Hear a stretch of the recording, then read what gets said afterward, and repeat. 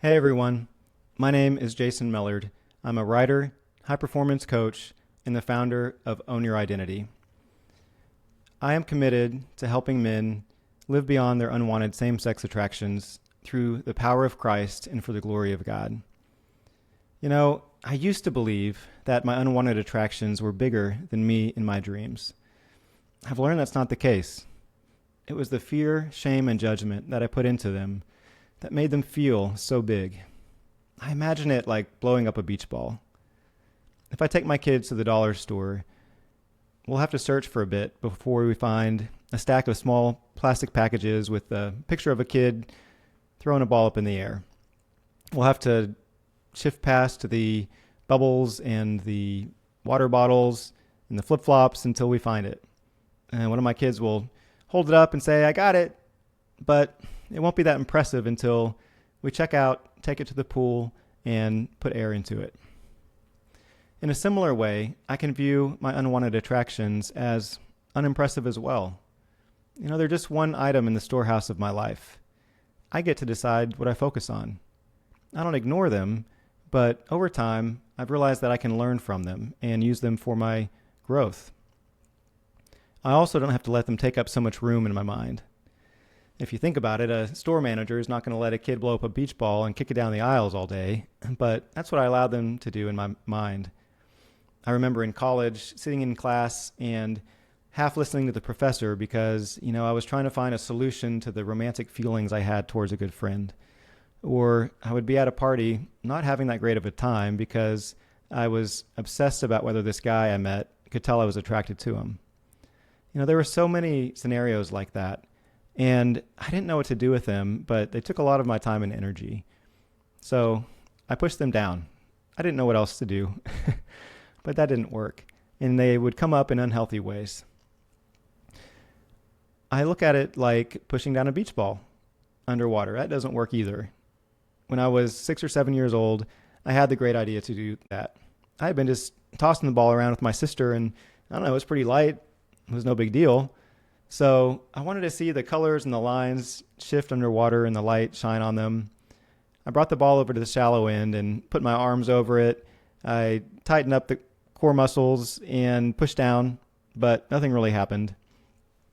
So I decided to get on my tiptoes. I jumped out of the water a little bit and pushed down again, but the ball just popped forward and hit my sister in the back of the head, and she didn't like that. Man, I tried to do that for a while, and I really wore myself out. It took a lot of energy. I was going to give up until I had one last-ditch idea. I brought the ball over to the side of the pool. I got out of the pool, and I positioned the ball just where I wanted it and made sure the coast was clear. And then I jumped on it with the full force of my 50-pound frame. I fell flat on my face, but the ball just skipped across the water like no big deal. So I learned that pushing something down does not work. I also know that at the end of the summer, it's pretty easy to take the air out of a beach ball.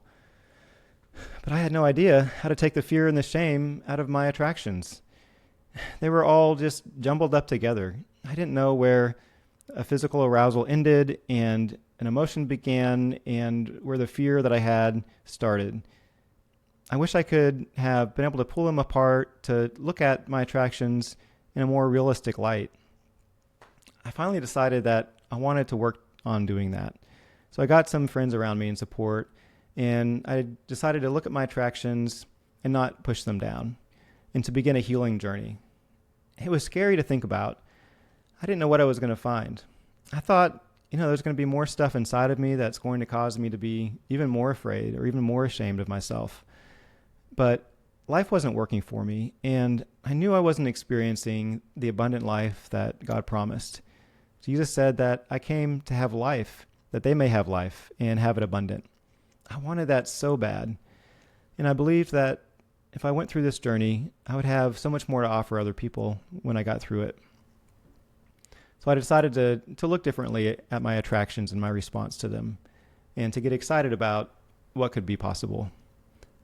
There were 3 things that I did first that were so powerful. Number 1 was to remove the judgment I had about my attractions. I didn't have to so quickly decide that they were right or wrong or helpful or not helpful, limiting, whatever. And they didn't have to mean anything about my identity or my worth.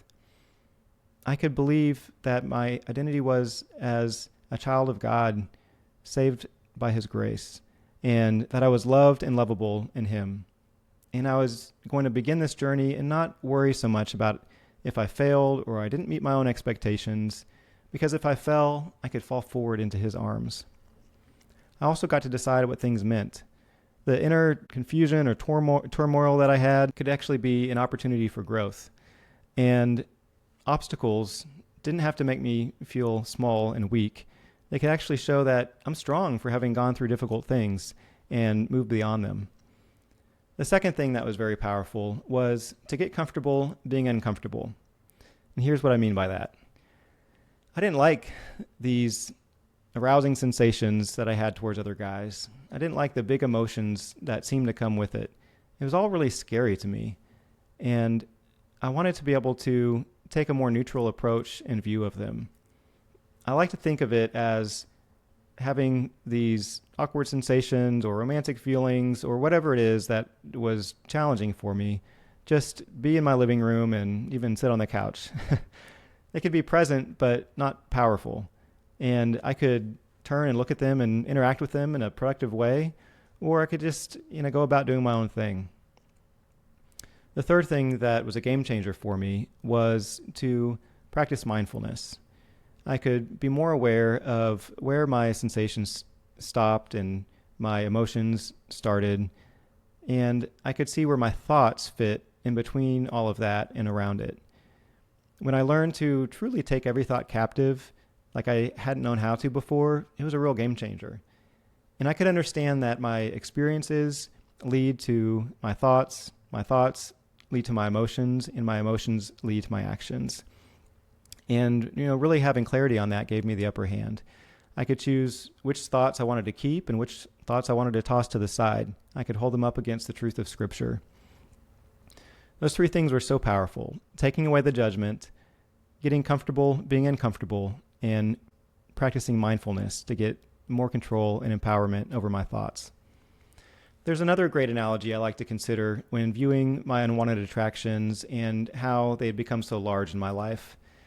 It is to see my attractions and challenges in life as stones along the path of my life.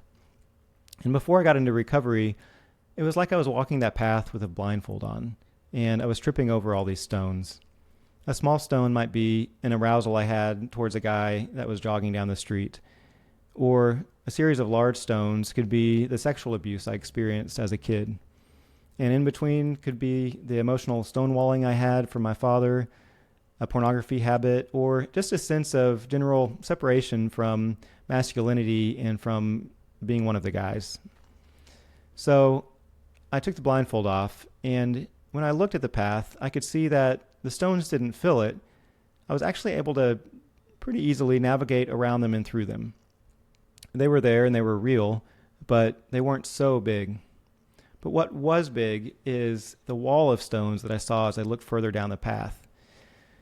I didn't know what that was, and it sure blocked the view of what was possible in my life, and I assumed that, man, if I keep moving forward, something really scary is going to be behind that wall that I'll encounter. As I looked at it more closely, I could see that the stones weren't just held there by gravity, but there were little gaps between them, and they kind of vibrated, but I saw that it was the force of fear, shame, and judgment that was holding them in place. And man, when I realized that, I got really pissed off, because it was hard enough that I had to navigate life through so many difficult experiences, and I really didn't want to have to deal with fear and shame and judgment, making life so much more difficult than it needed to be. So I got some courage and some people behind me, mentors and counselors, and I pulled the plug on that force. A bit easier said than done, I know. And it took a while for the stones to fall and the dust to settle. But when they did, I climbed what was left of that wall, and I looked beyond it. And what I saw wasn't scary. It was beautiful. There were trees and grass and water, and yes, there were stones ahead and behind me, but I could look at them differently. I could use them as a place to rest, or I could build something I wanted to make with them, and I can learn from them.